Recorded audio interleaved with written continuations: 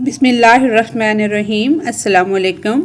Model درسی کتاب اردو جماعت نہم کے لیے قومی نصاب 2022-23 کے مطابق نیشنل بک فاؤنڈیشن وفاقی ٹیکسٹ بک بورڈ اسلام آباد۔ آج ہم سبق نمبر 1 پڑھنے جا رہے ہیں۔ سبق نمبر 1 کا عنوان ہے اخلاق حسنہ، یعنی کہ اچھے اخلاق۔ اسٹوڈنٹس لرننگ آؤٹ کم، حاصلات تعلم اس میں یہ ہے۔ اب ہم اس کو پڑھتے ہیں۔ یہاں سے اس کی ریڈنگ پڑھنا وہ شروع ہو رہا ہے۔ عقائد اور عبادات کے بعد تعلیمات نبوی کی کتاب کا تیسرا باب اخلاق ہے۔ اخلاق سے مقصود باہم بندوں کے حقوق و فرائض کے وہ تعلقات ہیں جن کو ادا کرنا ہر انسان کے لیے مناسب بلکہ ضروری ہے۔ انسان جب اس دنیا میں آتا ہے تو اس کی ہر شے سے تھوڑا بہت اس کا تعلق پیدا ہو جاتا ہے۔ اسی تعلق کے فرض کو بے حسن و خوبی انجام دینا اخلاق ہے۔ اس کے اپنے ماں باپ، اہل و عیال، عزیز و رشتہ دار، دوست و احباب سب سے تعلقات ہیں، بلکہ ہر اس انسان کے ساتھ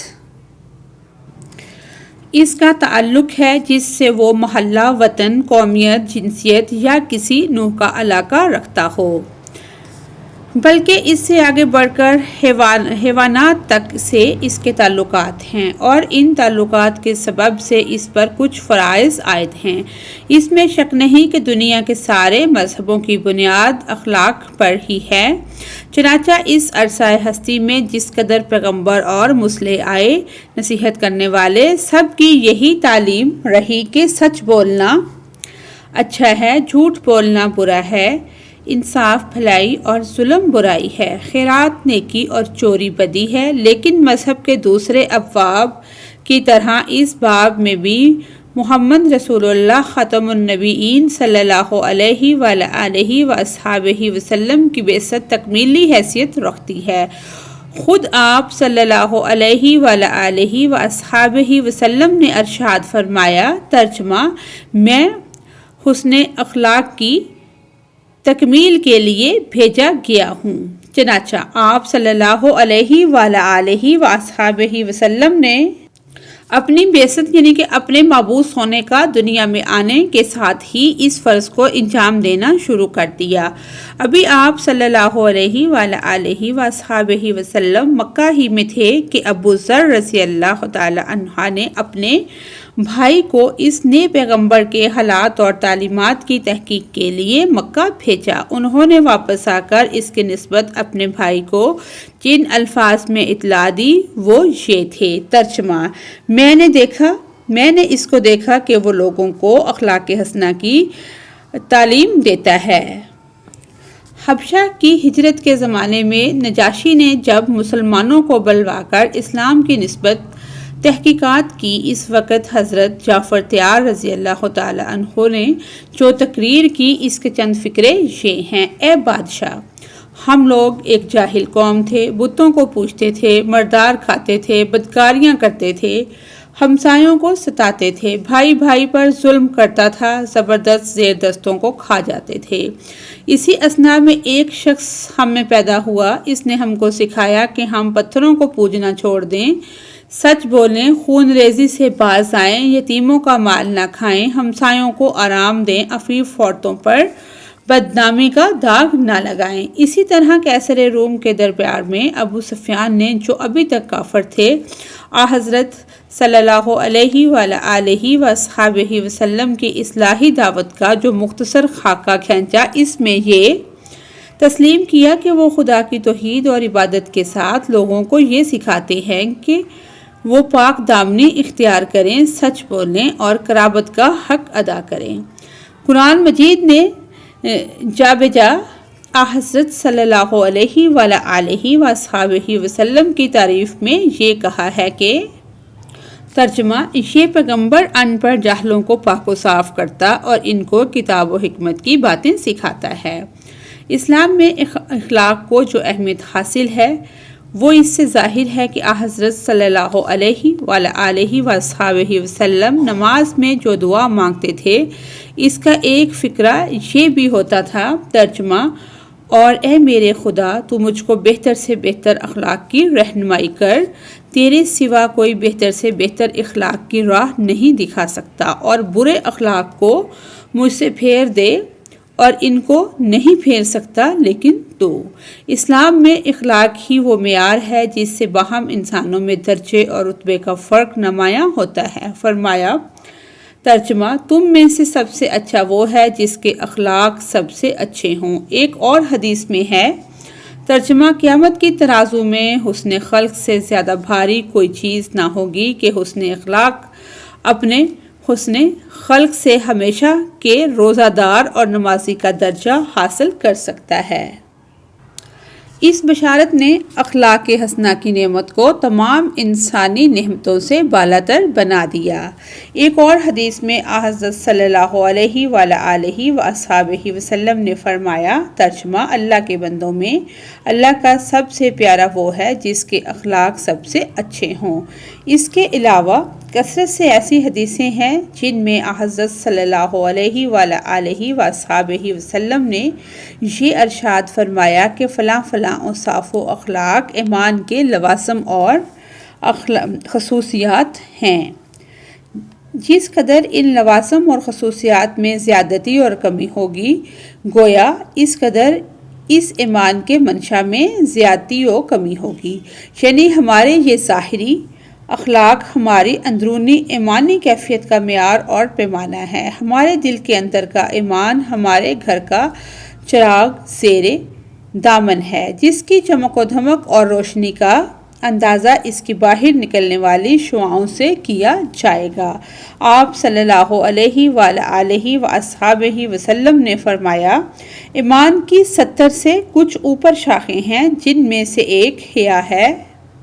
ایمان کی بہت سی شاخیں ہیں جن میں سب سے بڑھ کر توحید کا اقرار ہے، اور سب سے کم درجہ ہے کہ تم راستے سے کسی تکلیف کی چیز کو ہٹا دو تاکہ تمہارے دوسرے بھائی کو تکلیف نہ ہو۔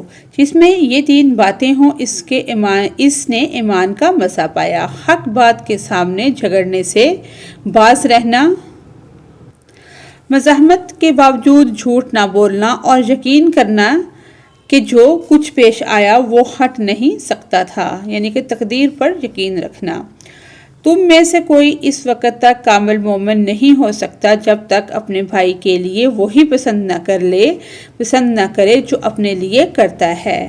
مسلمان وہ ہے جس کے ہاتھ اور زبان سے مسلمان سلامت رہیں، اور مومن وہ ہے جس پر لوگ اتنا بھروسہ کریں کہ اپنی جان و مال اس کی امانت میں دے دیں۔ ایک شخص آ کر پوچھتا ہے کہ یا رسول اللہ صلی اللہ علیہ وآلہ وصحبہ وسلم، کون سا اسلام سب سے بہتر ہے؟ فرمایا، بھوکوں کو کھانا کھلانا اور جانے انجانے میں ہر ایک کو سلامتی کی دعا دینا، یعنی سلام کرنا۔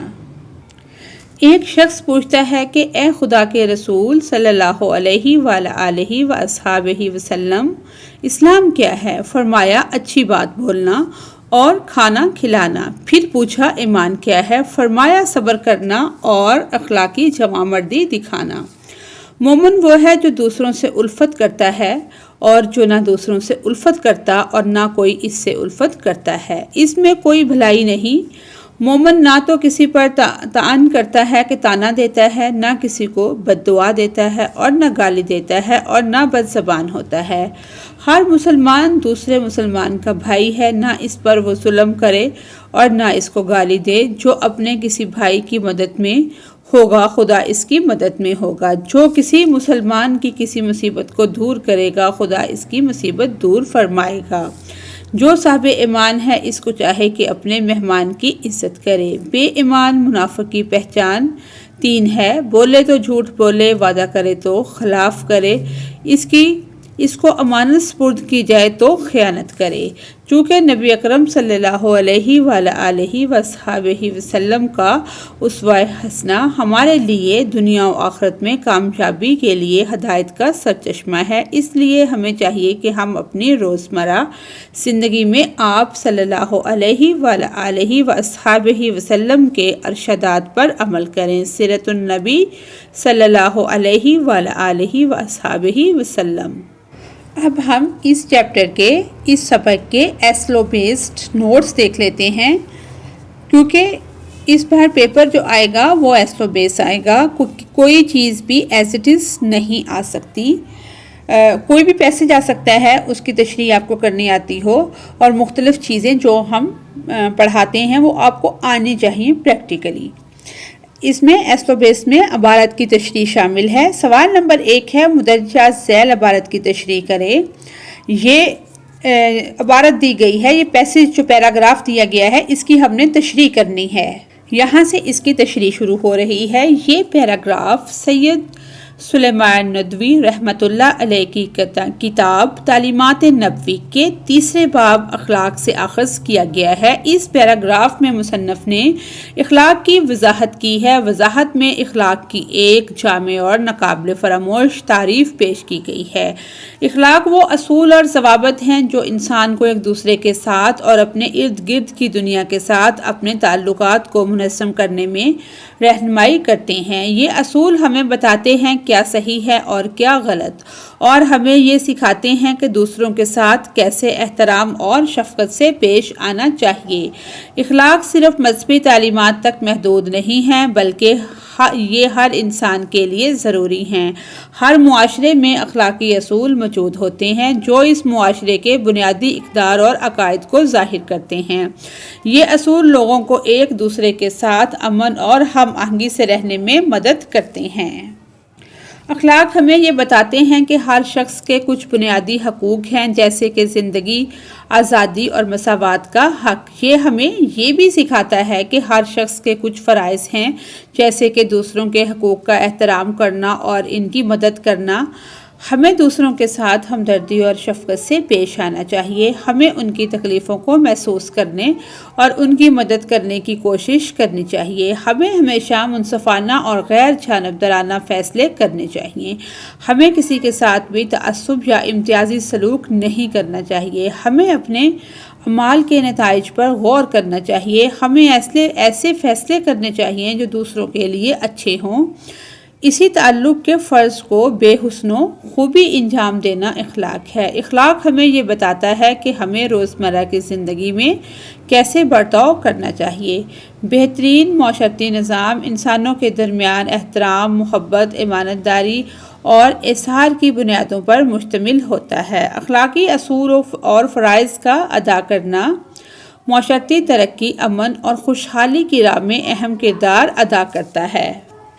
حضرت اقبال رحمہ اللہ کے تصور اخلاق میں درج ذیل امور بڑی شد و مد کے ساتھ پائے جاتے ہیں اور ان کی تعلیمات کا خلاصہ ہیں۔ آپ نے قرآن و سنت کی روشنی میں لیے گئے ان مظاہر کو جا بجا اپنی تعلیمات کا حصہ بنایا، مختلف دل پذیر، دلاویز پیرائے اپنائے اور اپنے قارئین محبین کو ان کی اہمیت جاگزیں کرنے کی ہر ممکن کوشش کی۔ نرم دم گفتگو، کرم دم جستجو، زرم ہو یا بزم ہو پاک دل و پاک باز۔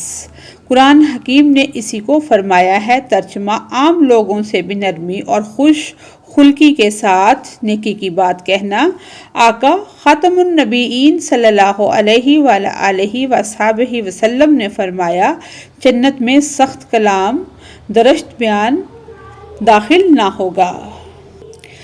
آگے سوال نمبر 2 ہے، یہ عبارت ہے، اس کو ہم پڑھیں گے اور یہ اس کی تشریح ہے، یہ پوری اس کی تشریح کی گئی ہے۔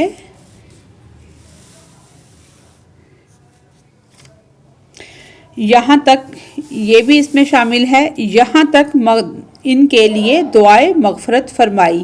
یہاں تک اس پیراگراف کی تشریح ہے۔ اس کے بعد ہے ایسلو بیسڈ اقسام اورینٹڈ کویسچنز، تفہیم عبارات۔ سوال نمبر 1 ہے، درج ذیل عبارت کو غور سے پڑھیں اور نیچے دیے گئے سوالات کے جوابات اپنے الفاظ میں لکھیں۔ یہ عبارت ہے، اس کو ہم نے غور سے پڑھ لینا ہے۔ یہاں تک یہ عبارت ہم نے غور سے پڑھنی ہے۔ آگے اس کے سوالات ہیں، سوالوں کو ہم دیکھتے ہیں۔ پہلا سوال ہے، عقائد اور عبادات کے بعد تعلیمات نبوی کی کتاب کا تیسرا باب کون سا ہے؟ عقائد اور عبادات کے بعد تعلیمات نبوی کی کتاب کا تیسرا باب اخلاق ہے، جو ہم نے پڑھا ہے۔ اگلا سوال ہے، مندرجہ بالا عبارت کی روشنی میں بتائیں کہ اخلاق سے کیا مراد ہے؟ اس کا جواب ہے، انسان جب اس دنیا میں آتا ہے تو اس کی ہر شے سے تھوڑا بہت اس کا تعلق پیدا ہو جاتا ہے۔ اسی تعلق کے فرض کو بے حسن و خوبی انجام دینا اخلاق ہے۔ اگلا سوال ہے، اخلاق حسنہ کی کوئی اعلیٰ مثال دیں۔ آپ خاتم النبیین صلی اللہ علیہ وآلہ وصحبہ وسلم اخلاق حسنہ کی اعلیٰ ترین مثال ہیں۔ اگلا سوال ہے، انسان جب اس دنیا میں آتا ہے تو اس کا کس شے سے تعلق پیدا ہو جاتا ہے؟ اس کا جواب ہے، انسان جب اس دنیا میں آتا ہے تو اس کی ہر شے سے تھوڑا بہت اس کا تعلق پیدا ہو جاتا ہے۔ اس کے اپنے ماں باپ، اہل و عیال، عزیز و رشتہ دار، دوست و احباب سب سے تعلقات ہیں، بلکہ ہر اس انسان کے ساتھ اس کا تعلق ہے جس سے وہ محلہ، وطن، قومیت، جنسیت یا کسی نوع کا علاقہ رکھتا ہے، بلکہ اس سے آگے بڑھ کر حیوانات تک سے اس کے تعلقات ہیں۔ اگلا سوال ہے، دنیا کے سارے مذہبوں کی بنیاد کس پر ہے؟ اس میں شک نہیں کہ دنیا کے سارے مذہبوں کی بنیاد اخلاق پر ہی ہے۔ اگلا سوال ہے، آپ خاتم النبیین صلی اللہ علیہ وآلہ وصحبہ وسلم نے اخلاق حسنہ کی اپنی مثال دیتے ہوئے کیا ارشاد فرمایا؟ آپ خاتم النبیین صلی اللہ علیہ وآلہ وصحبہ وسلم نے اخلاق حسنہ کی اپنی مثال دیتے ہوئے ارشاد فرمایا، میں حسن اخلاق کی تکمیل کے لیے بھیجا گیا ہوں۔ آگے ہے، اس نثر پارے کا مرکزی خیال لکھیں۔ یہ اس کا مرکزی خیال ہے، عقائد اور عبادات کے بعد تعلیمات نبوی کی کتاب کا تیسرا باب اخلاق ہے۔ اخلاق سے مقصود باہم بندوں کے حقوق و فرائض کے وہ تعلقات ہیں جس کو ادا کرنا ہر انسان کے لیے مناسب بلکہ ضروری ہے۔ اس میں شک نہیں کہ دنیا کے سارے مذہبوں کی بنیاد اخلاق پر ہی ہے، چنانچہ اس عرصہ ہستی میں جس قدر پیغمبر اور مرسل آئے، سب کی یہی تعلیم رہی کہ سچ بولنا اچھا ہے اور جھوٹ بولنا برا ہے، انصاف بھلائی اور ظلم برائی ہے، خیرات نیکی اور چوری بدی ہے۔ آپ خاتم النبیین صلی اللہ علیہ وآلہ وصحبہ وسلم نے ارشاد فرمایا، میں حسن اخلاق کی تکمیل کے لیے بھیجا گیا ہوں، چنانچہ آپ خاتم النبیین صلی اللہ علیہ وآلہ وصحبہ وسلم نے اپنی بعثت کے ساتھ ہی اس فرض کو انجام دینا شروع کر دیا۔ اگلا سوال ہے، اس عرصہ ہستی میں جس قدر پیغمبر اور مرسل آئے، سب کی کیا تعلیمات رہی ہیں؟ سب کی تعلیمات، چنانچہ اس عرصہ ہستی میں جس قدر پیغمبر اور مرسل آئے، سب کی یہی تعلیمات رہی کہ سچ بولنا اچھا ہے، جھوٹ بولنا برا ہے، انصاف بھلائی اور ظلم برائی ہے، خیرات نیکی اور چوری بدی ہے۔ پیراگراف کے لیے مناسب عنوان تحریر کریں۔ تو اس کا مناسب عنوان ہے، اخلاق حسنہ کی اہمیت۔ آگے سوال نمبر 2 ہے، درج ذیل عبارت کو غور سے پڑھیں اور نیچے دیے گئے سوالات کے جوابات اپنے الفاظ میں لکھیں۔ یہ عبارت ہم پڑھیں گے، یہ ساری عبارت ہے، پیراگراف ہے جس کو ہم نے پڑھنا ہے۔ یہاں تک یہ پیراگراف ہے، یہاں تک اس کی باہر نکلنے والی شعاؤں سے کیا جائے گا۔ یہاں تک ہم نے پڑھ لیا، آگے اس کے آگے ہیں سوالات۔ پہلا سوال ہے، حبشہ کی ہجرت کے زمانے میں نجاشی نے جب مسلمانوں کو بلوا کر اسلام کی نسبت تحقیقات کی، اس وقت حضرت جعفر طیار رضی اللہ تعالی عنہ نے کیا تقریر کی؟ اس کا جواب ہے حبشہ کی ہجرت کے زمانے میں نجاشی نے جب مسلمانوں کو بلوا کر اسلام کی نسبت تحقیقات کی، اس وقت حضرت جعفر طیار رضی اللہ تعالی عنہ نے جو تقریر کی، اس کے چند فقرے یہ ہیں۔ اے بادشاہ، ہم لوگ ایک جاہل قوم تھے، بتوں کو پوجتے تھے، مردار کھاتے تھے، بدکاریاں کرتے تھے، ہمسایوں کو ستاتے تھے، بھائی بھائی پر ظلم کرتا تھا، زبردست زیر دستوں کو کھا جاتے تھے۔ اسی اثناء میں ایک شخص ہم میں پیدا ہوا، اس نے ہم کو سکھایا کہ ہم پتھروں کو پوجنا چھوڑ دیں، سچ بولیں، خون ریزی سے باز آئیں، یتیموں کا مال نہ کھائیں، ہمسایوں کو آرام دیں، عفیف عورتوں پر بدنامی کا داغ نہ لگائیں۔ اگلا سوال ہے، کیسر روم کے دربار میں ابو سفیان نے حضرت خاتم النبیین صلی اللہ علیہ وآلہ وصحبہ وسلم کی اصلاحی دعوت کا کیا مختصر خاکہ کھینچا؟ اس کا جواب ہے، کیسر روم کے دربار میں ابو سفیان جو ابھی تک کافر تھے، حضرت خاتم النبیین صلی اللہ علیہ وآلہ وصحبہ وسلم کی اصلاحی دعوت کا جو خاکہ کھینچا، اس میں یہ تسلیم کیا گیا کہ وہ خدا کی توحید اور عبادت کے ساتھ لوگوں کو یہ سکھاتے ہیں کہ وہ پاک دامنی اختیار کریں، سچ بولیں اور قرابت کا حق ادا کریں۔ اگلا سوال ہے، قرآن مجید نے جا بجا حضرت خاتم النبیین صلی اللہ علیہ وآلہ وصحبہ وسلم کی تعریف میں کیا کہا ہے؟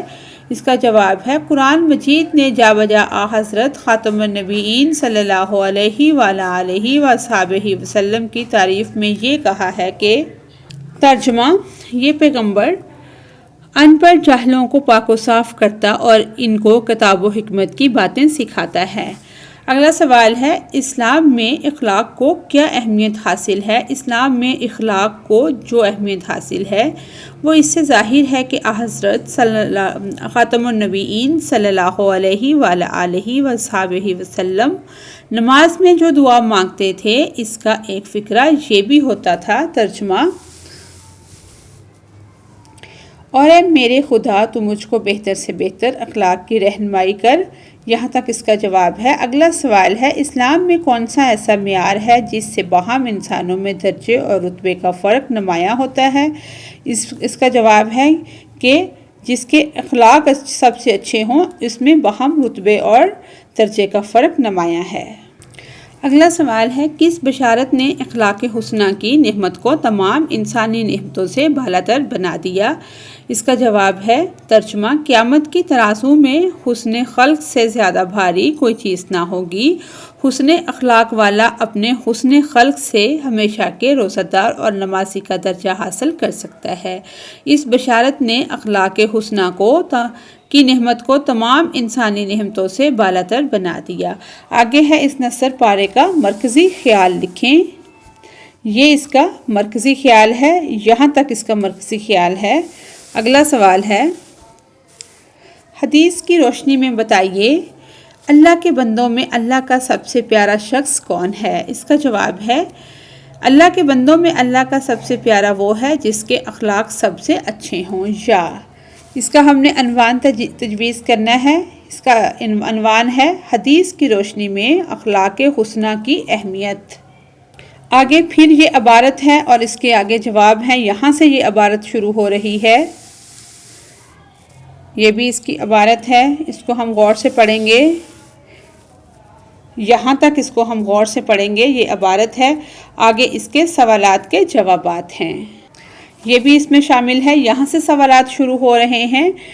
پہلا سوال ہے، ایمان کی شاخوں میں سے سب سے بڑھ کر اور کم درجے والی شاخیں کون کون سی ہیں؟ جواب ہے، ایمان کی بہت سی شاخیں ہیں، جن میں سب سے بڑھ کر جو سب سے اوپر کی شاخ ہے وہ کیا ہے؟ توحید کا اقرار، کہ اللہ کو ایک ماننا، اور سب سے جو کمتر ہے وہ کیا ہے؟ کسی چیز کو راستے سے ہٹا دینا تاکہ کسی کو تکلیف نہ ہو۔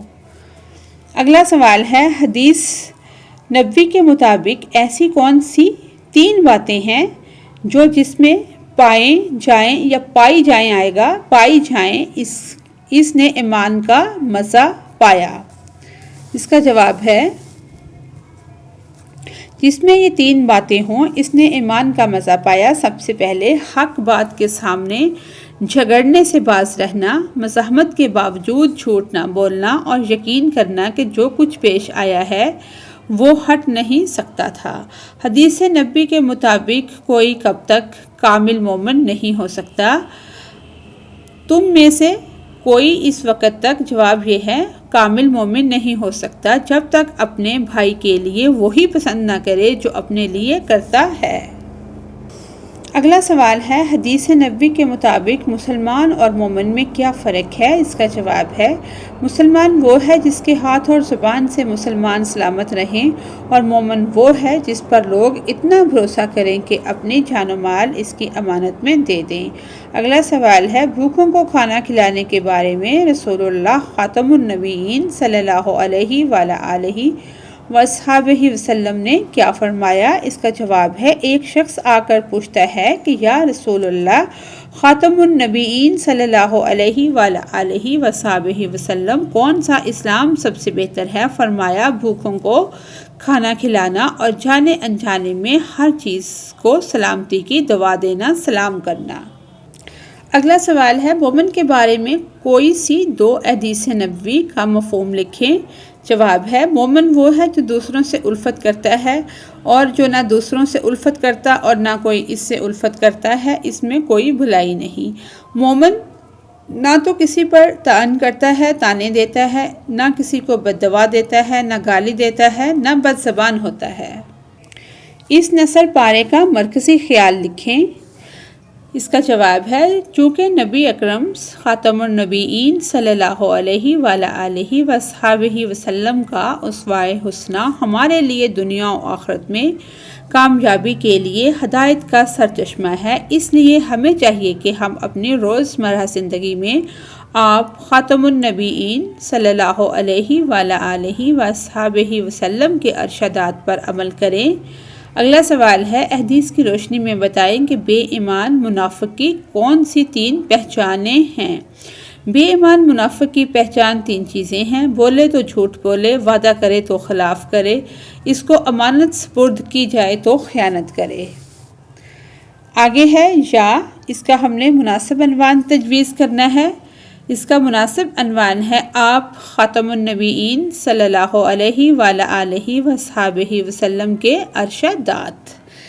اسی کے ساتھ ہی ہماری آج کی یہ ویڈیو مکمل ہوتی ہے۔ اگر آپ کو میری ویڈیو سے کوئی رہنمائی مل رہی ہے تو میری ویڈیو کو لائک اور چینل کو سبسکرائب کریں۔ Thanks for watching us.